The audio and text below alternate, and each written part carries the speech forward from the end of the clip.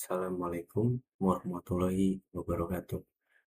Saya Rafli Nur Syakban dari kelas Ilmu Komputer 4A ingin mempresentasikan tentang use case diagram dari mata kuliah Desain dan Pemrograman Berorientasi Objek.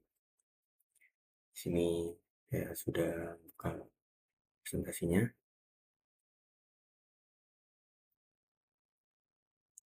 Ya, yang pertama ada daftar isi.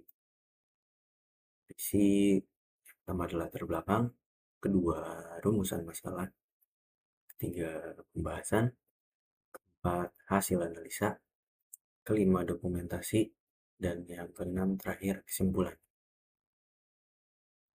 Oke, kita next. Latar belakang, dalam proses pengembangan perangkat lunak, sering kali terjadi kesenjangan komunikasi antara pihak pengguna, user atau stakeholder, dan pengembangan sistem. Itu biasa disebut developer.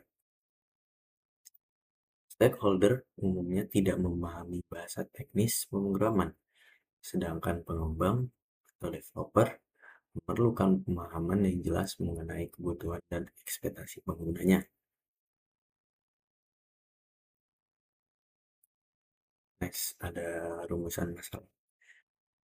Pertama, bagaimana cara memodelkan kebutuhan sistem secara visual agar mudah dipahami oleh stakeholder dan pengembang. Kedua, apa saja komponen yang membentuk use case diagram dan bagaimana hubungan antar komponen tersebut. Ketiga, bagaimana cara mengidentifikasi aktor dan use case berdasarkan kebutuhan sistem yang ada. Oke, next, selanjutnya. Sini ada pembahasannya. Apa itu use case? Apa itu use case diagram?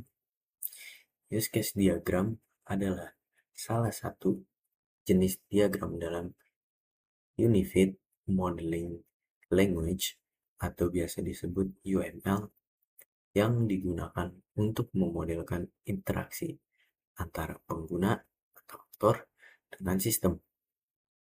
Diagram ini tidak fokus pada bagaimana sistem bekerja secara teknis, melainkan lebih kepada apa saja fungsi atau fitur yang disediakan oleh sistem dan siapa saja yang menggunakannya.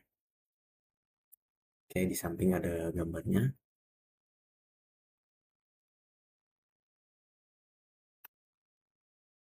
Oke, sini ada analisis hasil ya dari penerapan use case diagram dalam studi kasus, misalnya sistem informasi peminjaman buku.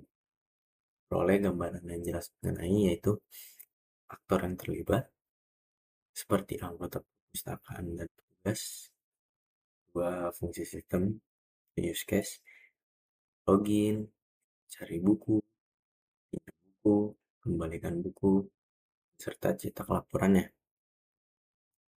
Yang ketiga, ada hubungan antar elemen, misalnya cetak laporan hanya dilakukan oleh petugas atau relasi association, dan cetak struk merupakan bagian dari proses pinjaman buku atau relasi include.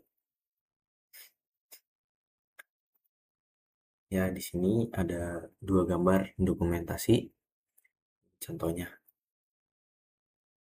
dari peminjaman buku dan check-in.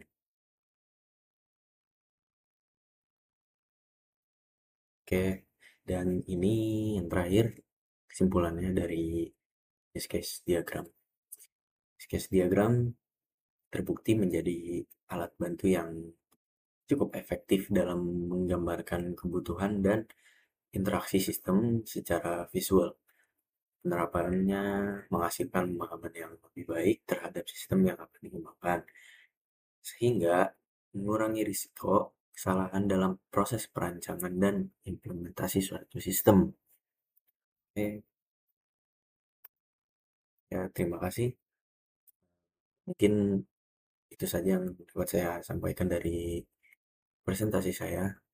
Kurang lebihnya saya mohon maaf. Wassalamualaikum warahmatullahi wabarakatuh.